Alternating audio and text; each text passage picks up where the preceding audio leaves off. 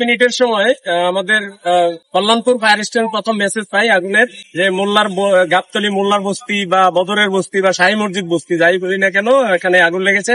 সাথে সাথেই আমাদের কল্যাণপুর স্টেশন থেকে আমাদের টার্ন আউট আসে। এখানে আসার পর আমাদের আগুনের অবস্থা বা আগুনের ভয়াবহতা দেখে সাহায্য চাই রেসপন্ডিং অফিসার। এরপর আমরা পর্যায়ক্রমে মোহাম্মদপুর, তেজগাঁ এবং মিরপুর থেকে মোট 8টা ইউনিট এখানে কাজ করি। তো আপনারা দেখতে পেয়েছেন বস্তির এই অবস্থা, চারিদিকে যেভাবে টিন শেড, বিল্ডিং এবং উত্তর সাইডে দেখবেন বিশেষ করে বস্তিরই একটা বিশাল অংশ।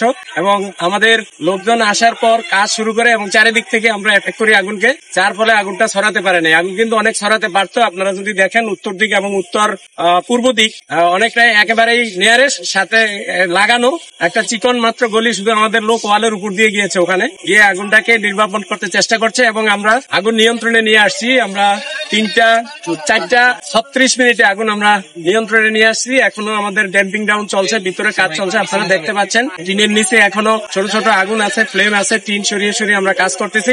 কাজ করতে আমাদের সময় লাগবে। আর এখনো পর্যন্ত আমরা আহত বা নিহতের কোনো মেসেজ পাই নাই। আমাদের কাজ চলছে, কাজ শেষে আমরা আসলে সার্চ করলে বলতে পারবো যে আরো কোনো আহত, নিহত বা অন্য কোনো সমস্যা আছে কি। আচ্ছা, ভিতরে কি কি ছিল মূলত? ভিতরে তো প্রথমত বস্তি ঘর ছিল, মানুষজন বসবাস করতো। এরপরে সাইডে এখানে বাস স্ট্যান্ড গাবতলী, আপনারা দেখতে পেয়েছেন যে আপনাদের পাশেই যে বাস আছে, একটা বাস, 2টা বাস রুবিনা পরিবহনের 2টা বাস উপরে গেছে। এবং এই আমার পাশে ছোট ছোট দোকান ছিল, মোটর পার্টস বা গাড়ি ঠিক করে এই জাতীয়, ভিতরে বাসের ভিতরে ডেকোরেশন করে এই জাতীয় কিছু দোকান ছিল। আনুমানিক কয়টা বাড়ি পড়া নিয়েছে এটা আমরা এখনো নিশ্চিত না। এক একজন এক এক রকম কথা বলতেছে, কেউ বলতেছে 150, কেউ বলতেছে 200। বাট আমরা অগ্নি নির্বাপন শেষে আমরা যখন অনুসন্ধান করবো তখন বলতে পারবো যে অ্যাকচুয়াল কয়টা ঘন্টা গেছে। আগুন লাগার কারণটা কি জানা গেছে? আগুন লাগার কারণও এখনো আমরা জানি নাই, বাট আগুন নির্বাপন করতেছি। এখনো নির্বাপন শেষে আমরা এটা খোঁজ খবর নিব এবং আমরা তখন চেষ্টা করবো আগুনের কারণ বের করার। আরেকটা প্রশ্ন আছে, আপনারা আগুন কোন পর্যায়ে এসে পেয়েছিলেন? আমরা এসে দেখতে পেলাম যে পুরো বস্তি পুড়ে ছাই হয়ে গেছে। আপনারা আগুন কোন পরিস্থিতিতে এসে পেয়েছিলেন? আমরা আগুন পেয়েছি ফুললি ডেভেলপ স্টেজেই। এই বস্তিতে আগুন লাগে এখন শুষ্ক মৌসুম, আপনারা জানেন। আগুন লাগার সাথে সাথেই আগুন কিন্তু দ্রুত ছড়িয়ে যায়। তো আমাদের যখন মেসেজ পাইছি, আমরা আসার পরে দেখছি আমরা ফুললি ডেভেলপ স্টেজে আগুন। এখানে কোনো ধরনের কেমিক্যাল ছিল কিনা?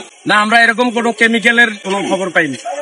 এখানে আসলে বাসিন্দা কত ছিল, ঘর কত ছিল, এটা একটা আনুমানিক ধারণা কি আপনারা পাননি? না, আমরা এখনো ওই লাইনে আমরা এখনো কাজ শুরু করিনি। আমরা এখনো নির্বাপনের কাজটা করতেছি, এটা শেষ করে তারপর আমরা ওই লাইনে কাজ। প্রত্যক্ষদর্শীরা বলছেন যে আসলে ফায়ার সার্ভিসে আসতে অনেক কিছুটা বিলম্ব হয়েছে। তো এই বিষয়টি কেমন কি বলবো? এটা আসলে কি আর বলবো, আপনারা তো আমাদের সাথেই কাজ করেন। এটা একটা স্বাভাবিক মানুষের, সাধারণ মানুষের ভিতরে এভাবেই আসে যে কিছু লোক বলতে থাকে ফায়ার সার্ভিস দেরি করে আসছে, বিলম্বে আসছে। ফায়ার সার্ভিস দেরি করার প্রশ্নই ওঠে না। আর কল্যাণপুর ফায়ার স্টেশন একেবারেই কাজ। আপনারা জানেন যে গাবতলীর সাইডে এই ফায়ার স্টেশন, দেরি করার কোনো সুযোগ নেই। ফায়ার সার্ভিসও এর আগেও নানান তালিকা তৈরি করেছে, ঝুঁকিপূর্ণ তালিকা। আপনাদের এই বস্তিতে কি ঝুঁকিপূর্ণ তালিকা ছিল কিনা? অবশ্যই। এর আগে এখানে অগ্নিকাণ্ডের কোনো ঘটনা আপনাদের রেকর্ডে আছে? এর আগে অগ্নিকাণ্ড এখানে সহসাই হয় নাই। তো অগ্নিকাণ্ডে যেহেতু বস্তিগুলো সবই আমরা ঝুঁকির মধ্যেই রাখি এবং ঝুঁকিপূর্ণ তালিকাই আছে। ঠিক আছে। আপনার কোনো নাম? মোহাম্মদ সালেউদ্দিন, পরিচালক ফায়ার সার্ভিস ঢাকা বিভাগ। মোহাম্মদ সালেউদ্দিন, পরিচালক ফায়ার সার্ভিস।